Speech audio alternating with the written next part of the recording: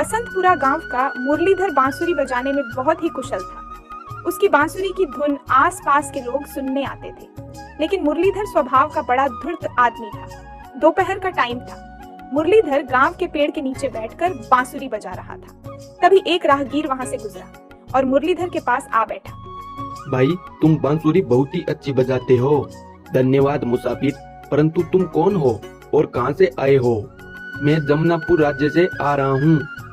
अच्छा, तो फिर जमुनापुर राज्य के कुछ समाचार तो सुनाओ भाई। और तो जमुनापुर में सब ठीक है, परंतु वहाँ का राजा जनक सिंह इन दिनों बहुत ही परेशान है।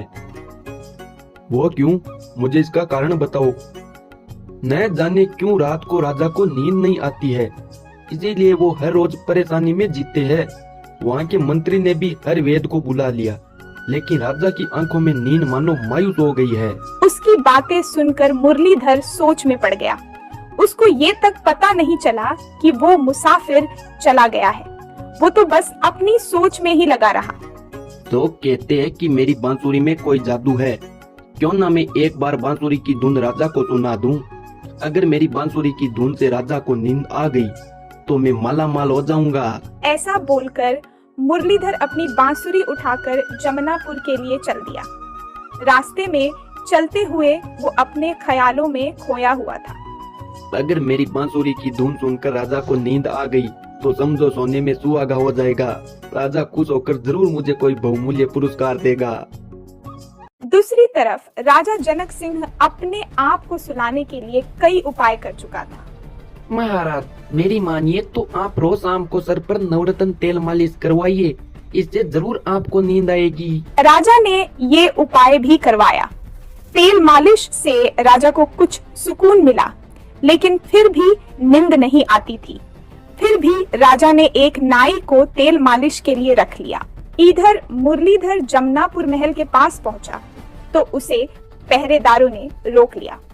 पहरेदारों, अपने राजा से जाकर कहो कि एक बांसुरी वादक आपसे मिलने आया है। अरे भाई, अभी तो शाम हो गई है, ये कोई समय है राजा से मिलने का? जाओ, कल सुबह राजा से मिल लेना। अरे मूर्खों, जानते हो मैं कौन हूँ? मैं राजा की आंखों में निंदा ला सकता हूँ। अरे वाह, फिर तो तुम काम के आदमी हो। रुको, मैं जाकर राजा को सूचित करता हूँ। पहरेदार अंदर जाकर राजा को मुरलीधर वाली सारी बात बता देता है। क्या कहा तुमने? वो बांसुरी वादक मेरी आंखों में नींद ला सकता है? जाओ, जल्दी उसको महल के अंदर लेकर आओ। इधर मुरलीधर राजा के शयन कक्ष में आ जाता है। अच्छा, तो तुम हो वो बांसुरी वादक मुरलीधर। एक बात याद रखना, अगर मुझे नींद नहीं आई तो मैं तुम्हें कारावास में डाल दूंगा। महाराज, मैं आपको विश्वास दिलाता हूँ, आपको मेरी बांसुरी की धुन सुनकर जरूर नींद आएगी। आप एक बार मुझे मौका तो दे। जनक सिंह भी अपने शयन कक्ष में लेट जाता है। इधर मुरलीधर भी अपनी बांसुरी के स्वर राजा को सुनाने लगता है। राजा उस बांसुरी की धुन को सुनकर मंत्रमुग्ध हो जाते हैं और कुछ ही देर में राजा की आंखों में निंदा का आगमन हो जाता है। राजा को नींद लेते देखकर मुरलीधर भी अपनी बांसुरी बजानी रोक लेता है और पूरी रात राजा के पास बैठा रहता है। अरे, क्या तुम सारी रात मेरे पास बैठे रहे? जी महाराज, मुझे जाने का आदेश देने से पहले ही आप गहरी नींद में सो गए थे, तो मैंने यहाँ आपके पास बैठकर पूरी रात गुजारी है।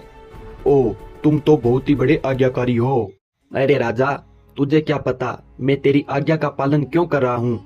मैं जानता हूँ तू खुश होकर मुझे कोई बड़ा सा इनाम दे डालेगा। मुरलीधर, रात में मैं तुम्हारी बांसुरी की धुन सुनकर हमें बड़ी मीठी नींद आई।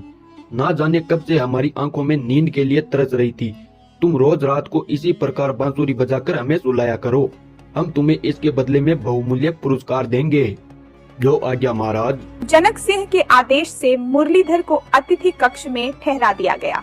अब राजा थक हार कर अपने शयन कक्ष में आ जाता और मुरलीधर से कहता, वादक, इस प्रकार की बांसुरी बजाओ कि मुझे जल्दी नींद आ जाए।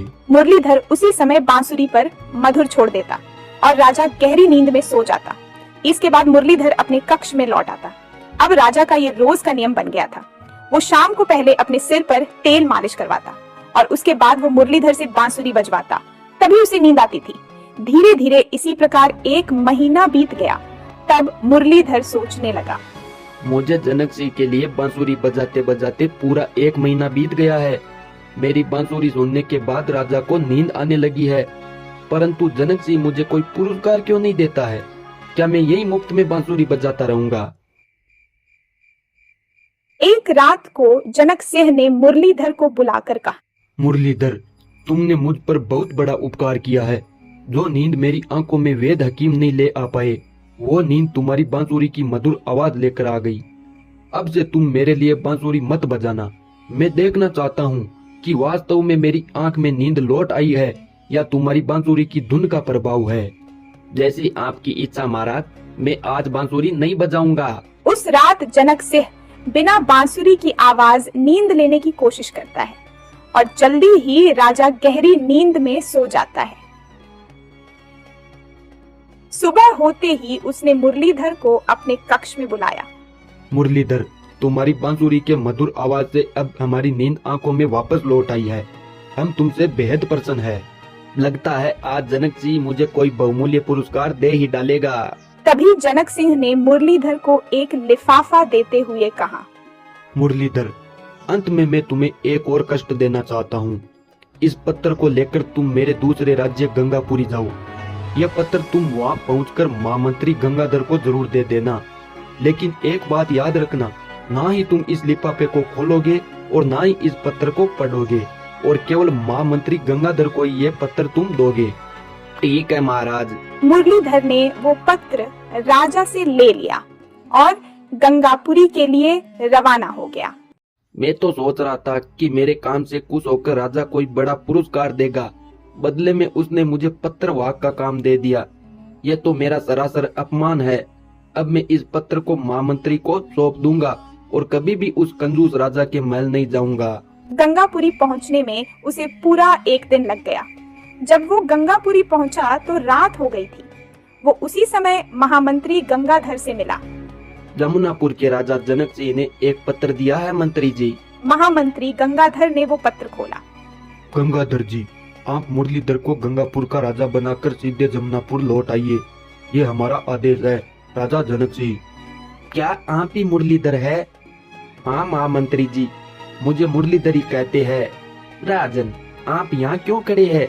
आप अति शीघ्र राज सिंहासन पर विराजमान हो जाए। आप ये क्या कह रहे हैं गंगाधर जी? मैं बिल्कुल ठीक कह रहा हूँ राजन। आज से आप यहाँ के गंगापुरी के नए राजा हो। कहीं मेरे बारे में आपको गलत फहमी तो नहीं हो रही है मंत्री जी? राजन, श्रेष्ठ पुरुष को पहचानने में कैसी गलत फहमी? शायद आपको पता नहीं है, राजा जनक सिंह ने पत्र में यही लिखा है कि आपको गंगापुरी का नया राजा बना दिया जाए। ओ, अब समझा। राजा जनक सिंह ने मेरी सेवा से खुश होकर मुझे इस राज्य का नया राजा बना दिया है। महामंत्री गंगाधर ने मुरलीधर को वहाँ का नया राजा बना दिया और उसके बाद महामंत्री जमुनापुर के लिए रवाना हो गया।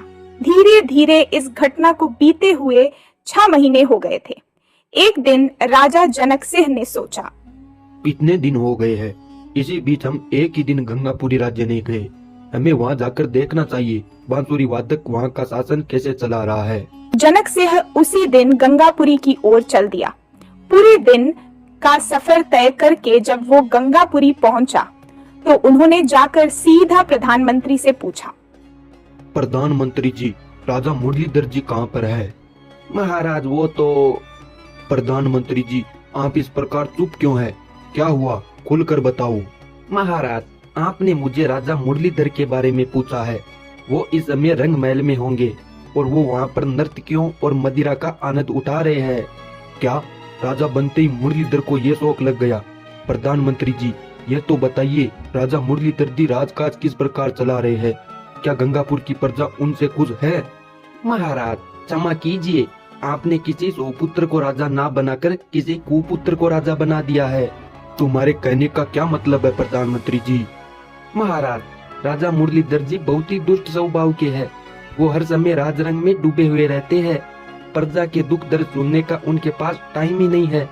जब से वो राजा बने हैं, राज्य में चारों ओर अफरा तफरी फैली हुई है।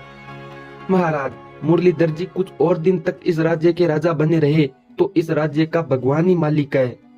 ओ, इसका मतलब ये हुआ कि हमने मुरलीधर को इस राज्य का राजा बनाकर ठीक नहीं किया। प्रधानमंत्री जी, हमें इसी समय मुरलीधर के पास ले चलिए। प्रधानमंत्री जनक सिंह को लेकर जब रंग महल में पहुंचा, राजा जनक सिंह के आते ही सभी दासियां वहां से चली गईं। मुरलीधर, तुम्हें इसी समय हमारे साथ जमुनापुर चलना होगा। किस लिए महाराज? वो तो हम तुम्हें जमुनापुर पहुंचने के बाद ही बताएंगे। ठीक है महाराज, मैं आपके साथ जमुनापुर चलने को तैयार हूँ। जनक सिंह मुरलीधर को अपने साथ लेकर वापस जमुनापुर लौट आया। गंगापुरी से लौटने के बाद राजा मुरलीधर से कहा, मुरलीधर, हमने गंगापुरी का तुम्हें राजा बनाकर बहुत बड़ी गलती कर दी थी, इसीलिए हम तुम्हें गंगापुरी राज्य के राजा पद से हटाते हैं। महाराज, आखिर मेरी गलती क्या थी जो आप मुझे ये सजा दे रहे हो? तुम्हारी गलती यह है मुरलीधर कि तुमने राजा बनते ही तुम राजरंग में डूब गए। प्रजा का तुमने कोई ख्याल नहीं रखा। तुम एक अच्छे और गुणी राजा सिद्ध नहीं हो सके, इसीलिए तुम्हें राजा का पद छीन लिया गया है। हम तुम्हें तुम्हारा पुराना काम सौंपते हैं। पुराना कौन सा काम महाराज? मुरलीधर, तुम राजा बनने से पहले हमें बांसुरी बजाकर सुनाया करते थे, वही तुम्हारा पुराना काम था। आज से तुम रोज रात्रि को हमें बांसुरी बजाकर सुनाया करोगे। ठीक है महाराज, जैसी आपकी इच्छा। मुरलीधर ने ऐसा कह तो दिया था, लेकिन वो मन ही मन क्रोधित से तिलमिला रहा था। ये तो सरासर मेरा अपमान है। पहले जनक सिंह ने मुझे ऊपर उठाया और अब एक झटके में नीचे पटक दिया। इसका बदला तो मैं जरूर लूंगा। मुरलीधर, तुम्हारे दिल में जो विचार उठ रहे हैं, मैं उन्हें भली भांति समझता हूँ। तुम्हें मैंने राजा बनाया था, लेकिन तुमने अपनी मनमानी की। और हाँ, एक बात याद रखना, अगर तुमने जमुनापुर से भागने की कोशिश की तो तुम्हें सीधा मृत्युदंड दिया जाएगा। महाराज, आप चिंता ना करें, मैं आपको छोड़कर कहाँ पर जाऊंगा। करता क्या न करता। बेचारा मुरलीधर रोज रात्रि में राजा के शयन कक्ष में जाकर बांसुरी बजाता। एक रात की बात है, जनक सिंह बांसुरी की धुन सुनकर गहरी नींद में सो गया और मुरलीधर वहां से उठकर अपने कक्ष में वापस आ गया। कक्ष में आकर वो सोचने लगा, क्या मेरा सारा जीवन इसी प्रकार कैद में बीत जाएगा? क्या मैं इसी प्रकार जनक सिंह का सेवक बनकर सारा जीवन काट दूंगा? मुरलीधर काफी ज्यादा परेशान हो गया। इसी सोच के चलते उसे पूरी रात नींद नहीं आई।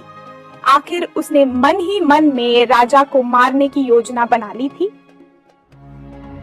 योजना के मुताबिक मुरलीधर ने तेज धार चाकू अपनी बांसुरी में छुपा लिया था। शाम का समय था। राजा ने नाई को बुलाकर अपने सर में तेल मालिश करवाई। कुछ ही देर बाद मुरलीधर अपनी बांसुरी लेकर जनक सिंह के शयन कक्ष में आ गया था।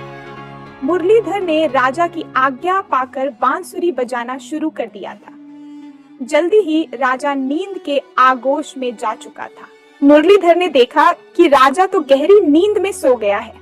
मौका पाकर उसने बांसुरी से तेज धार वाला चाकू निकाल लिया था और सोए हुए राजा की ओर बढ़ने लगा। वो जैसे ही 2 कदम चला, तभी उसका पैर लड़खड़ा जाता है और उसके हाथ से चाकू छूटकर जमीन पर गिर जाता है। इधर मुरलीधर भी उसी चाकू की नोक पर गिर जाता है। वो चाकू उसके शरीर को चिरते हुए अंदर चला जाता है। गिरने की आवाज सुनकर राजा की नींद टूट गई। उन्होंने मुरलीधर को लहूलुहान देखा तो हैरान रह गए। तभी मुरलीधर ने मरते मरते सच्चाई बताते हुए कहा, महाराज, मैं आपको मारना चाहता था, लेकिन ये बाजी मेरे पे ही भारी पड़ गई। इसी के साथ मुरलीधर ने अंतिम सांस ले ली। असल बात ये थी कि जब मुरलीधर चाकू लेकर चल पड़ा, उसके फिसलने का कारण वहां फर्श पर पड़ा तेल था। राजा के सर पर तेल मालिश करने वाला नाई वो कटोरी वहीं पर ही भूल गया था। सारी स्थिति को देखकर राजा भी भावुक हो गया। मुरलीधर जो राजा को मारना चाहता था, वो आज खुद ही मर गया। राजा ने खुद मुरलीधर का अंतिम संस्कार करवाया, लेकिन इस बात की संतुष्टि भी थी कि मुरलीधर एक दुष्ट आदमी था और उसकी दुष्टता का परिणाम उसे मिल चुका था।